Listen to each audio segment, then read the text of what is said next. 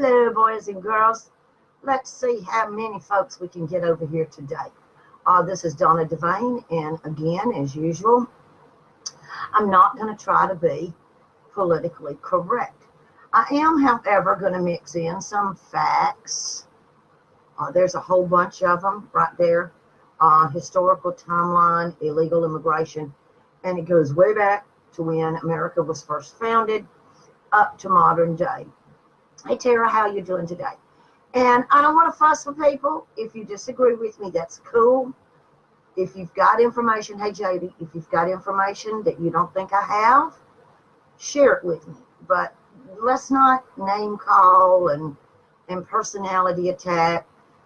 Let's not get butt hurt over it, okay? Hey, Patricia, is one of the things that's really bugging me is I'm seeing a whole lot of people who are really emotionally ingrained in those poor little children, but none of them have any solutions.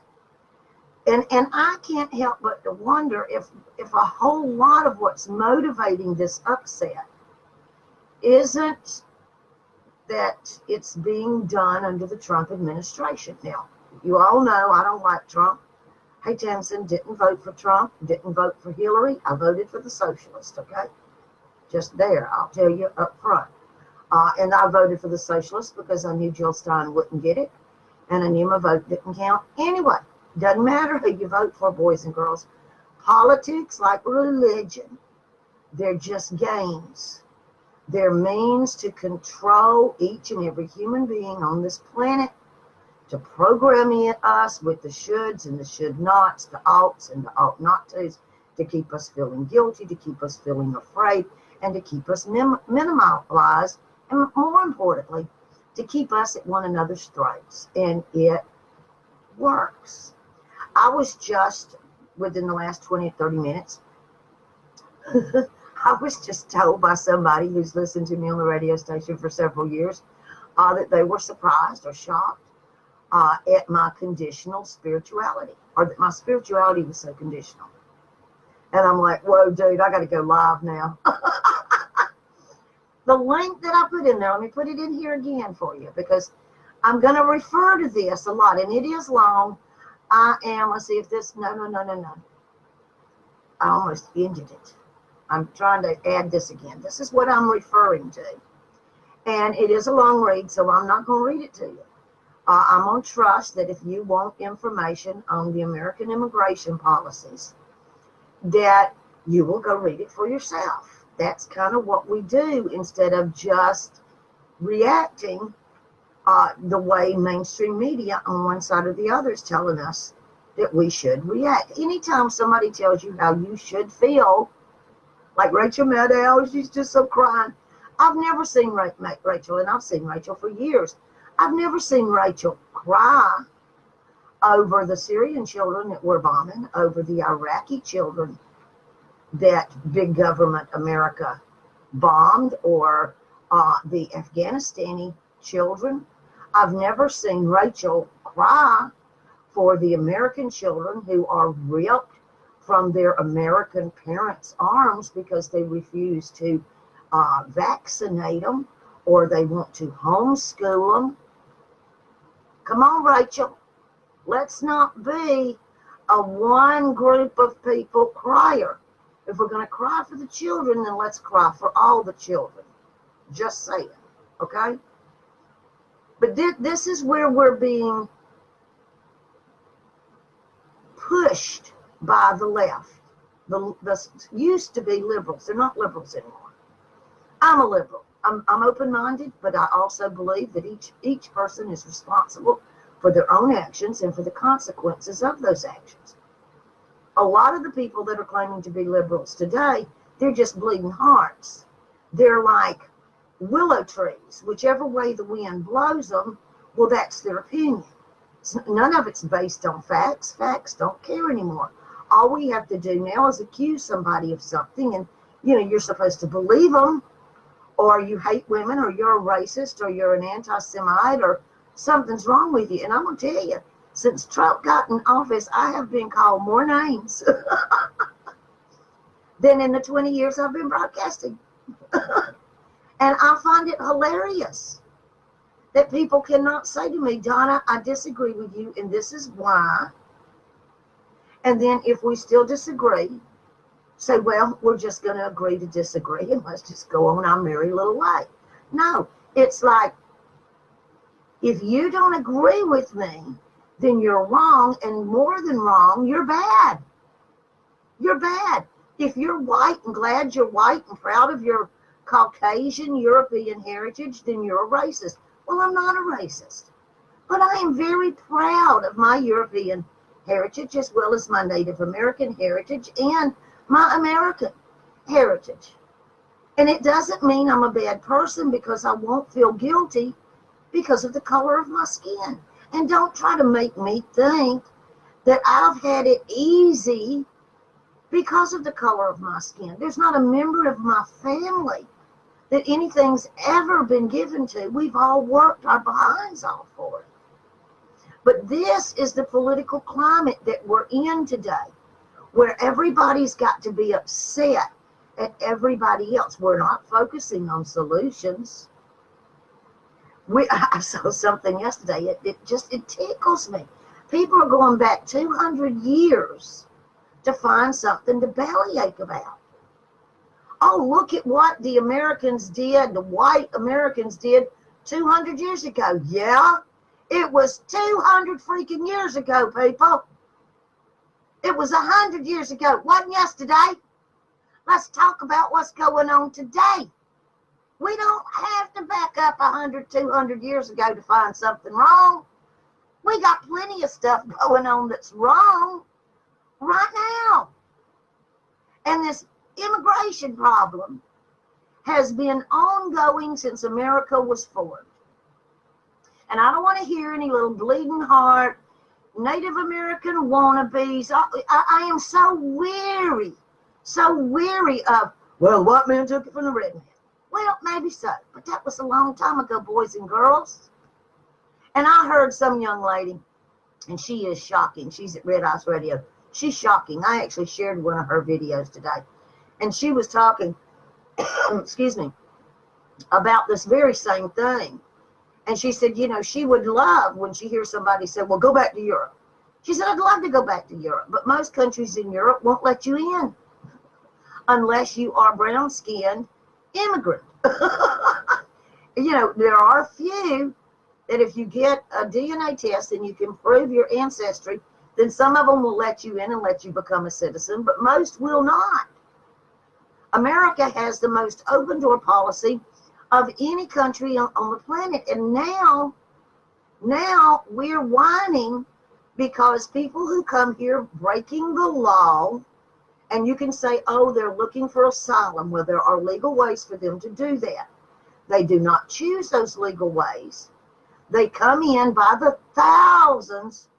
And, you know, I'm just getting this mental image. There's just a whole lot of people in Latin America all the way up to Mexico, and it's like, you know, the checkout at the grocery store. You're shopping, nobody's at the checkout, all the registers are empty.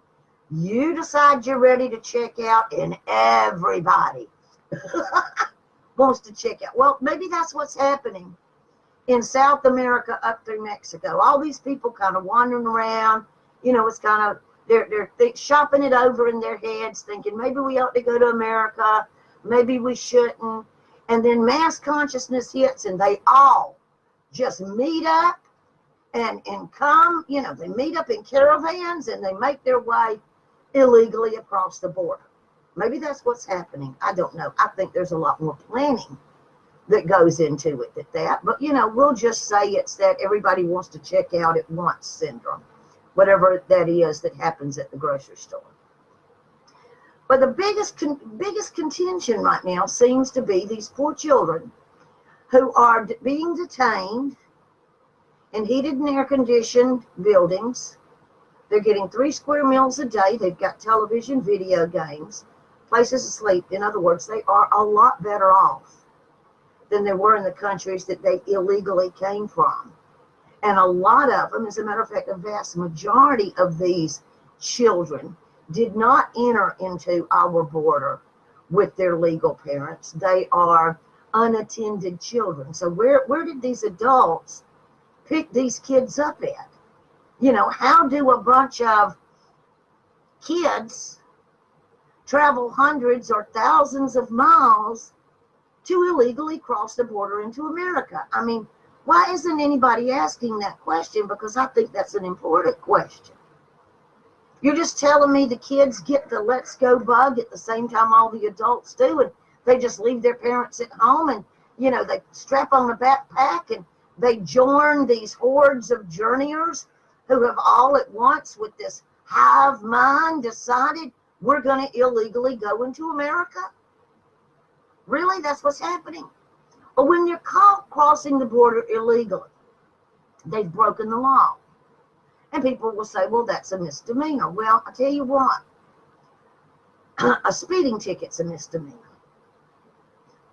But if you get a ticket and you don't either A, go pay that ticket before court, or B, show up at court and contest it and lose and pay your ticket, you know what they do? They issue a warrant, a bench warrant for your arrest.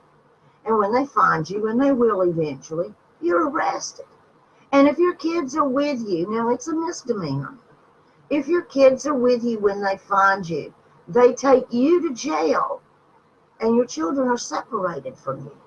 And if there's no family member that they can easily get a hold of, those children are taken to a building where they are detained until either you get out of jail or a family member shows up to take care of your kids. How is that any different? Breaking the law is breaking the law. And I was having this conversation with this guy earlier today, and he was like, well, we just don't need to have any borders whatsoever. We need to just let everybody in. And I'm like, but what about all the mess that's going on in Europe? I just watched a video the other day where a bunch of Muslim men, most of them looked in their 20s and 30s, and I don't know if it was in Sweden, somewhere over there. And the natural citizens were in their car trying to go down the road. And these Muslim men had bats and bricks and boards, and they were busting out windows, trying to pull those people out of their car and beat them to death. And I said, are you telling me none of that's going on over there? Well, here's the reason that I don't suggest that we all, invite all these people, just everybody in the world, let's all get together, come to America. We're going to hold hands in the redwood forest, and we're going to hug the trees, and we're going to sing Kumbaya, and everybody's just going to be nice, okay? Now, it would be wonderful if that would work. We could just all meet up in the woods somewhere, all around the world, hold hands, hug trees, sing Kumbaya, and everybody just get nice. But there are quite a few not nice people in our world. And I want to ask, and I've asked this before, but I'm going to repeat myself. I got a kitten being really naughty over here. How many of you, when you get out of your car, you lock your car door? Raise your hand. Do you lock your car door? Why? Why? Don't you believe that everybody's nice? Nobody would dare steal anything out of your car, right? Or are you aware that there are some not so nice people in the world, and someone could steal your stereo, so you lock the car? How many of you, when you enter your home or you leave your home, you lock your door? Raise your hand. Why? Don't you think that everybody in America is just really nice, and nobody would dare break in your home and steal your smart TV or your Bose stereo or your computers? No, you lock your door. You don't go to bed at night with your windows flown open and your front door wide open. Why? Because you understand that not everybody is as nice and trustworthy as you are. Well, that's why we have immigration policies, people. It's just that simple. And when people come into our country illegally, without work permits, visas, etc., etc., etc., when they do not come in the legal way, they have in that moment broken the law. And any unattended children or minor children are detained separately from the adults who are being detained. Because can you imagine the outcry if all the men, women, and kids were put in the same facilities? Oh my God, pedophiles, rapists, criminals, it's horrible. We've got to get those kids out of there. So it's really a lose-lose situation. Now, if you go and look at this historical timeline of our immigration policy, you can go to the very beginning of it and read from the beginning of America. But I want to start with September 11, 2001, 9/11. Terrorist attacks prompt U.S. Department of Defense to expand military support along the borders. The military generally provides support to law enforcement and immigration authorities along the southern border. Reported escalations in criminal activity and illegal immigration, however, have prompted some lawmakers to reevaluate the extent and type of military support that occurs in the border region.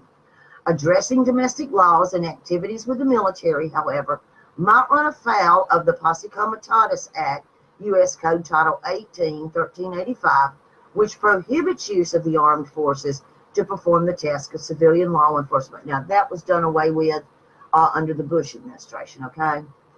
After the attacks of 9/11, military support was expanded to include counterterrorism activities.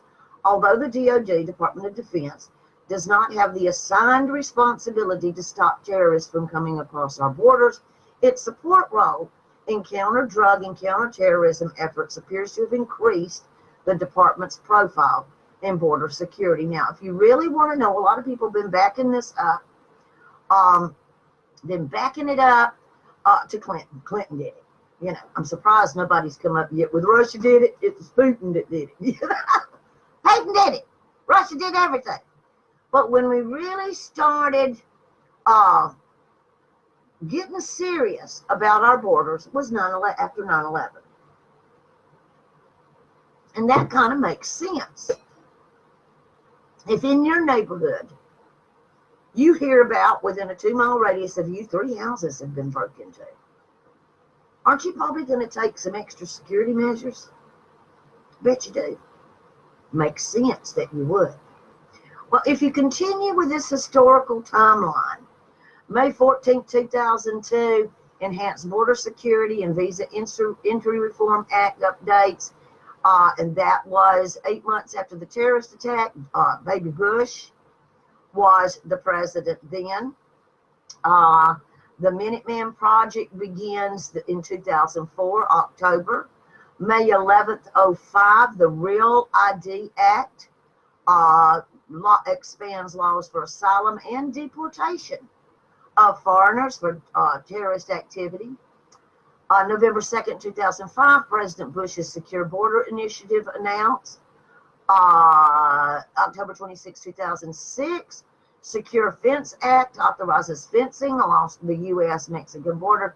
Now, I'm not going to go on with this because there's a bunch of them up to modern day. Here's one that's interesting.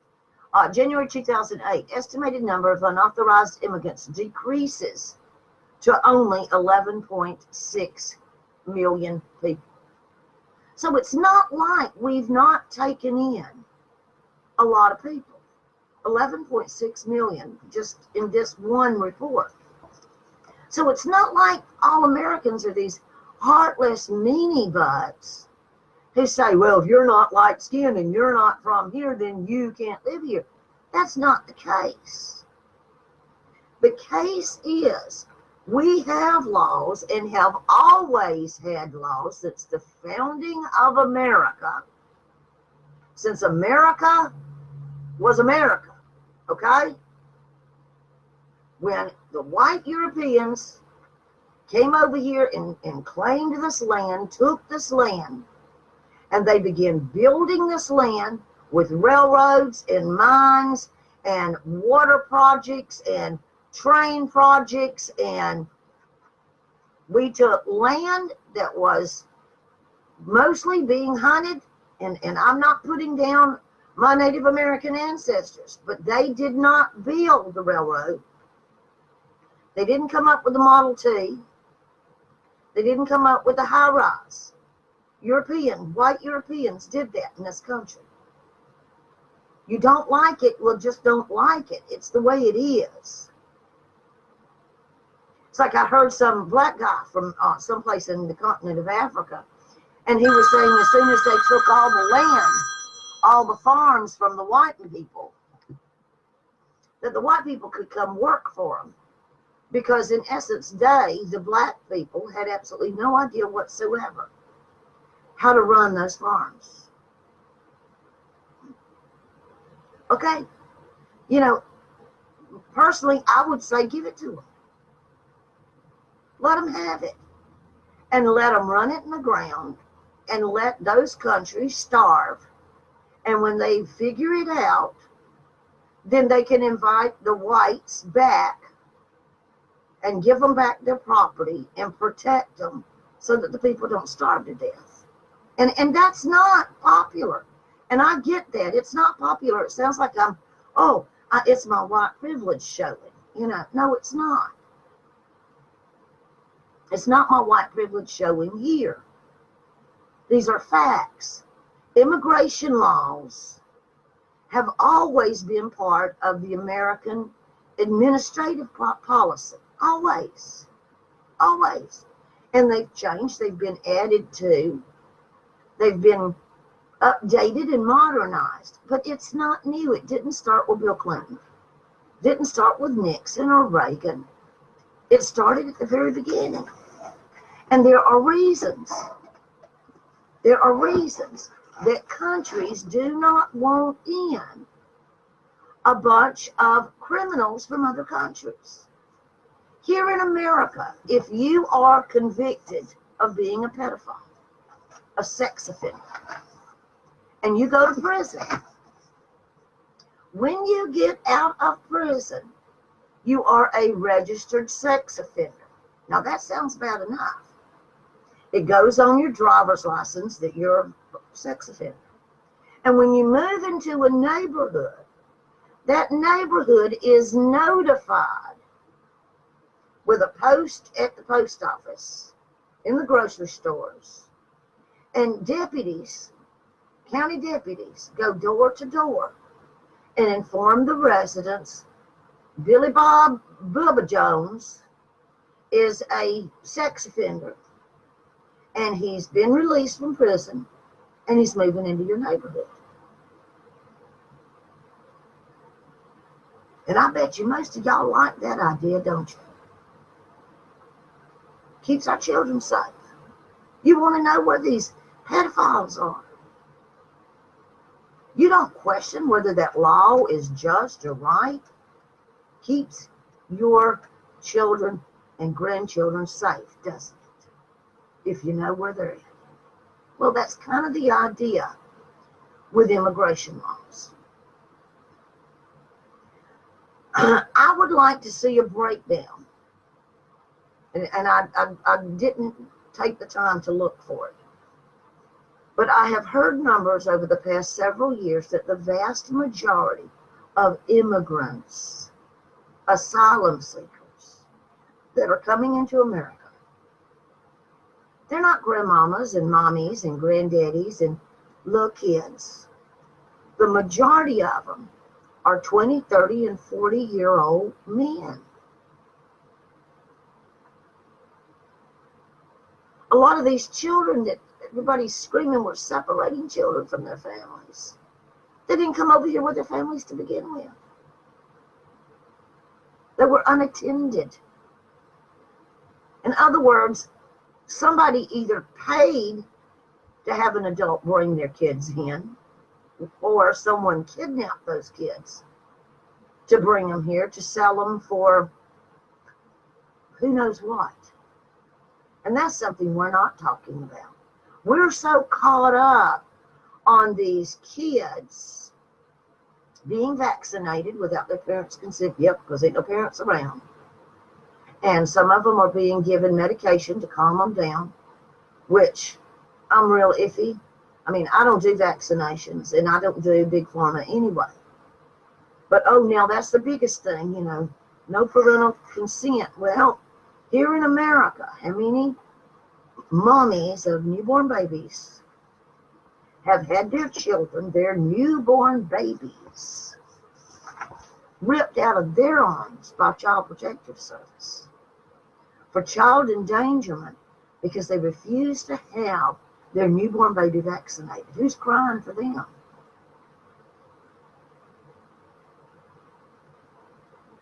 Come on. Where are the Rachel Maddows of the world crying for these American newborns who are being snatched from their mommies because their mother doesn't want them vaccinated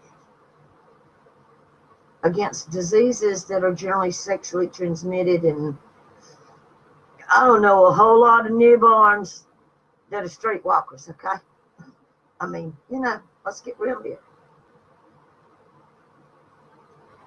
The problem is not our immigration system here in America. We have one. The problem is, let's back it up. We've got people coming in here illegally, which is, well, it's illegal. It's illegal. And I get people saying, you mean to tell me, Donna, that you wouldn't illegally enter another country if your child was hungry or you were threatened, to be injured or your child injured? Yeah, I probably would. But I would understand that I was breaking the law and that there are consequences to breaking the law. So you either break the law and deal with the consequences, or you work to change the law, or you work to change circumstances. Now, one set of circumstances that Americans can change so that we don't have this huge inundation, not just in America, but worldwide. Well, in westernized civilizations, you don't see people trying to get into second and third world countries. You don't see them trying to get into China. Why? I don't hear anybody calling the Chinese or the Japanese racist. What, they got yellow privilege instead of white privilege? They don't have to let in brown-skinned people because, well, they're proud of their Chinese heritage. Come on. How many Muslims do you see entering China or Japan? You don't. You know why? Because they don't want them there. They're proud of their heritage. They don't want it watered down. And that does not sound politically correct, and I am very aware of that. And I'm also very okay with that. It is perfectly okay for me to want my heritage. I don't want someone else's heritage inflicted on me. I don't want someone else's religion or their culture pushed down my throat. I don't want Jehovah's Witnesses come to my door. I don't even open the door. I just look out the door and I go, no. And I turn around and walk away. I'm in the audacity of knocking on my door, trying to feed me your religious malarkey. People, please wake up. It's no different than the Moonies back during the 60s and early 70s walking around with flowers, trying to convert yet a Mooneyism. Was a big thing in Atlanta. They give you a little flower and give you a little pamphlet and try to talk you into coming to one of their brainwashing sessions so they can get you over in their little brainwashing group. If we really, as Americans, don't like this immigration problem of parents who are being detained or jailed, if you will, and children who cannot be detained and jailed with their parents who are being detained separately, then I'll tell you how we can stop the influx. We can demand from what are supposed to be our representatives senators, congressmen, presidents, vice presidents, attorney generals, Department of Defense, Justice Department.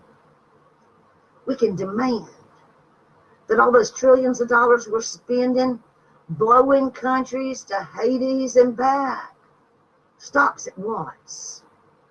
Stop bombing other people's countries. And I know some of you brainwashed enough, you're like, oh, Donna, you don't understand. Terrorists, we got to take care of it because of terrorism. Well, you know, that's what the immigration policy is for. Is to keep the terrorists from sneaking across the border. Yep, that's what it's for. And maybe, just maybe, if we had not bombed the crap out of Syria, if we hadn't supported Israel bombing the crap out of the Palestinians, if we hadn't bombed the crap out of Libya, if we hadn't bombed the crap out of Iraq, maybe those people wouldn't be fleeing, looking for a place to live where they weren't being bombed every day. So let's think about this. Read that article. Stay groovy. I love you. Peace.